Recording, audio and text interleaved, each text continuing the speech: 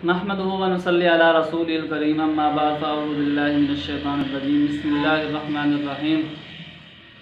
आम तौर पर एक इस्तिखारा का तरीका तो हम जो है बहुत ज़्यादा मतलब जो हदीसों में भी आया है और उलमा से भी सुनते रहते हैं और माशाअल्लाह वो बहुत अच्छा इस्तिखारा करने का तरीका है। लेकिन उलमा ने एक दूसरा तरीका जो है वो यानी कि बताया है इस्तिखारा करने का, वो इस तरह कि जो है सबसे पहले 100 मरतबा सुबहानक ला इल्म लना इल्ला मा अल्लमतना बिही इन्नका अंतल अलीमुल हकीम, इसकी तस्बीह पढ़ी जाए। 100 मरतबा पढ़ा जाए, एक तस्बीह पढ़ी जाए।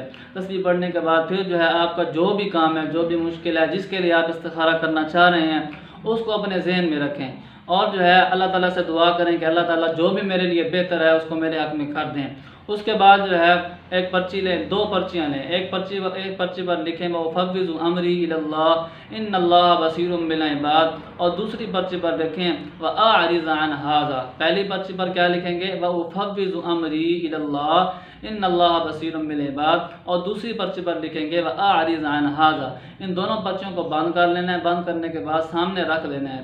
अब किसी बच्चे को बुलाना है और उस बच्चे को कहना है, ऐसे बच्चे को बुलाना है जिसको पर्चियों के बारे में पता ना हो कि इनमें क्या लिखा हुआ है। बच्चे को बुलवाकर जो है वो पर्ची, उनमें से एक पर्ची उठवानी है। अगर पर्ची आ जाए वफ़व्विज़ु अमरी इलल्लाह वाली, तो फिर तो इंशाअल्लाह जो आपने जिस काम का इरादा किया है और जो आप काम करना चाह रहे हैं, इंशाअल्लाह उसके अंदर खैर ही खैर होगी। अगर जो है दूसरी पर्ची आ जाए व आरिज़ अन हाज़ा वाली, तो फिर जो है आप उस काम को छोड़ दें। उसके अंदर उस काम के करने में आपके लिए भलाई नहीं है, तो वो काम ना करें। तो ये एक तरीका ऐसा है जो यानी कि आसान भी है, जो आप जो है ख़ुद बैठे बैठे भी कर सकते हैं और किसी को कहने की ज़रूरत भी नहीं है। तो इंशाअल्लाह आप इसमें अमल करेंगे, इंशाअल्लाह आपको बहुत ज़्यादा फ़ायदा होगा।